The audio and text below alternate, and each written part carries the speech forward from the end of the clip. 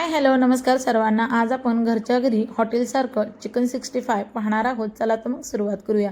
इथं मी कोथिंबीर 5 ते 6 हिरव्या मिरच्या, आलं आणि लसूण याचं वाटण करून घेतलेलं आहे। इथं आपल्याला मोठे मोठे चिकनचे पीस घ्यायचे आहे। स्वच्छ चिकन धुवून मोठ्या आकाराचेच पीस घ्यायचे आणि इथं मी रेडीमेड मसाला घेतलेला आहे। यामध्ये आपण जे वाटण करून घेतलं ते छान असं या चिकनला व्यवस्थित चोळून घ्यायचं आणि नंतर याच्यावरती झाकण ठेवून हे 1 ते 1.5 तासासाठी फ्रीजमध्ये असंच ठेवायचं।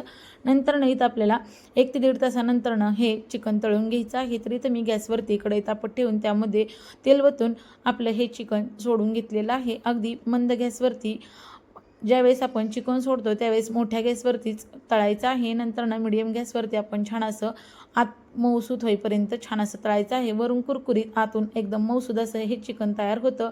तुम्ही सुद्धा या पद्धतीने नक्की करून पहा। चॅनेलवर नवीन असाल तर लाईक शेअर सबस्क्राईब करायला विसरू नका। पुन्हा भेटूया अशाच एका नवीन आणि छानशा रेसिपीमध्ये। तोपर्यंत सर्वांना बाय बाय, धन्यवाद।